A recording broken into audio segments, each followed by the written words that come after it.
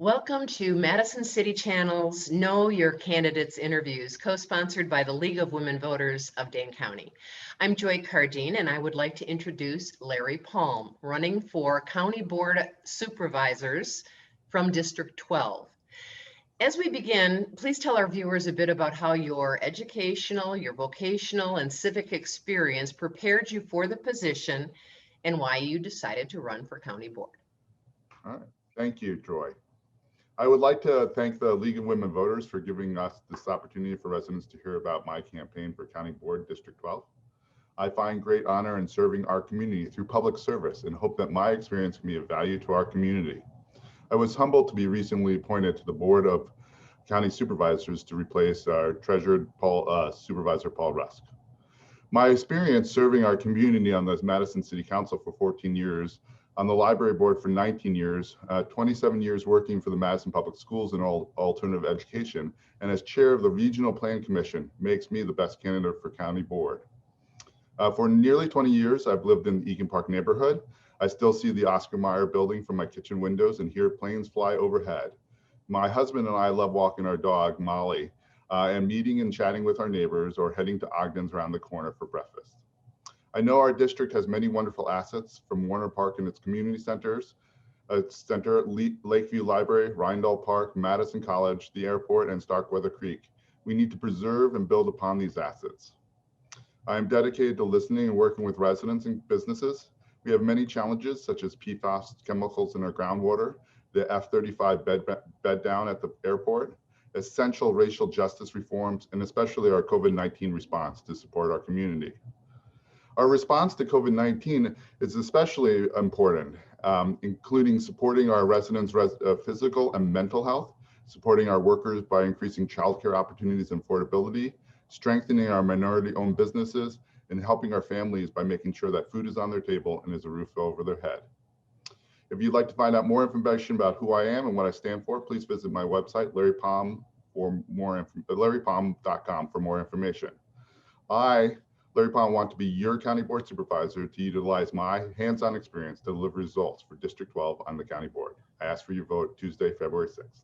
Thank you. What issue or issues have you identified as being a primary concern to the residents of your district, and how would you approach them? Yes, thank you.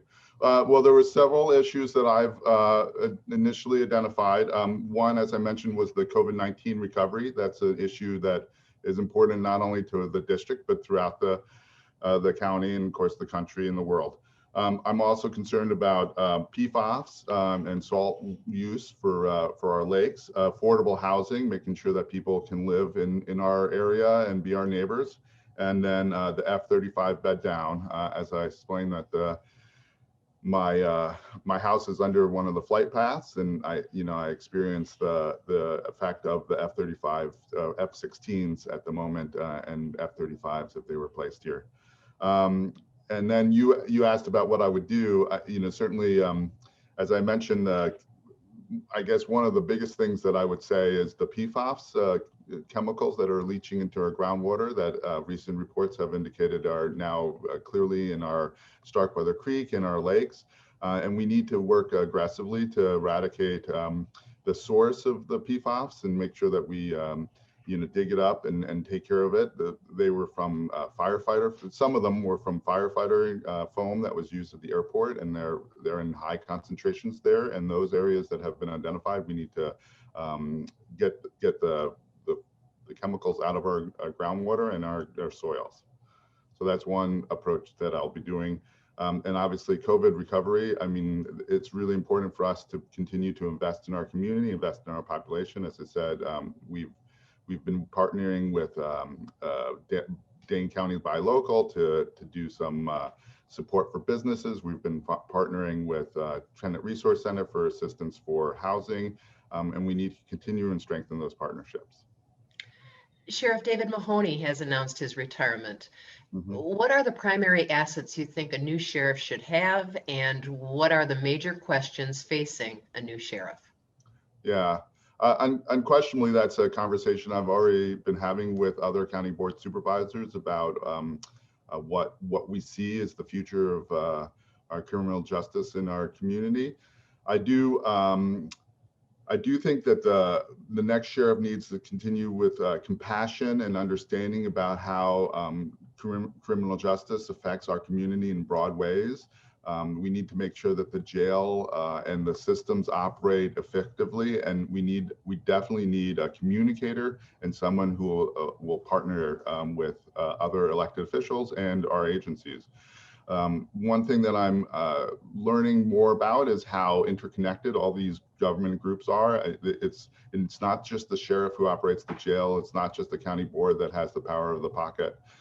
It's not just the county executive. It's judges and the district attorney and the clerk of courts, and also obviously those local communities that operate police forces and have their own laws and rules and judges, municipal judges. So all those things need to work together to really promote a system that supports our community, making sure that we're safe, but individual communities aren't affected in any significant way. And so we do really need a communicative and problem-solving sheriff that helps support those initiatives throughout Dane County. Criminal justice reform is a hot issue in the community right now, with pressures to ease the burdens of fines and bail costs for people in poverty, running into pressures to step up enforcement. What is the role of the county board in addressing these issues? Well, thank you for that question. It is one of those challenges because the role of the county board isn't, when I was on the city council, we had a lot of jurisdiction over things that were happening in the municipality, but now on the county board, I'm recognizing there are other constitutional officers that also have the rights. And so it is really important for us to recognize the role that the county board can play. Earlier this year, the county board did a resolution 180, which was endorsing the criminal justice reforms and developing both a triage and restoration center and a community justice center. And I've read through this, and I think it's an excellent blueprint for engaging our community and our partners in how the county board could take a leadership role in racial justice reform. Certainly things like the behavioral health subcommittee and the racial community restoration courts are really important to help fund support our community. Dane County, the board does a lot of the funding initiatives, and we really need to step up and make sure that funding is appropriated. And as recently as a couple of meetings ago, we did eliminate those fees and fines for our youth. And I was very much in support of that. It's a burden to our families that isn't necessary, doesn't create a revenue for the county, and was critical to making sure that families and our community are supported. What might be the role of the county board in assuring the success of the proposed triage and restoration center for persons experiencing a mental health or drug crisis? Yeah, I mean, that's incredibly important, and I'm fully supportive of those measures. I do believe that we need to fund those and to support them and work with communities to ensure that they're happening and that they support those members of the community. Mental health is incredibly important across the board to our residents, especially in COVID. It's been tough for people to engage and get support they need, and so those types of centers are. I just can't say it enough. It's incredibly important. I'm very supportive of those measures. I look forward to the 2022 budget that we can really put some money into those measures and make them strong and active for our community. Affordable housing has been a huge issue in Dane County. What suggestions do you have to try to meet the need? Yeah, that's, I was the alder in the neighborhood with the original Occupy Madison Village. And I thought that was an excellent type of opportunity for people to live independently, but not in a building. And I was very supportive of it. And I was pleased to see that Occupy Madison 2 at the old Wiggy site on Aberg Avenue is, the county supported with $200,000 in a grant. And that's also actually, ironically, then ends up in my county board district. So I've been have a great opportunity to engage with Occupy Madison and see what they've done to improve, real people's lives. The county also near the Occupy Madison Village too is a more traditional family supportive housing that the county has been applying funding for or trying to apply funding for.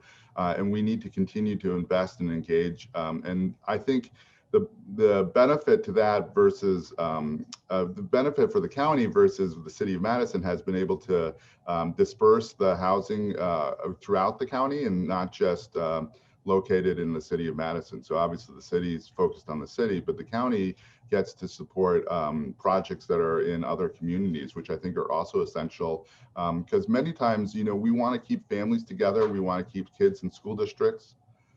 We want to keep kids in their school and we don't want to displace them out of where they live. And so when we work on affordable housing, sometimes we place things in areas where students aren't, in that school and now need to either bus to their school, their former school, or they have to come to a new school. And so it's important for us to make sure that the housing is throughout Dane County.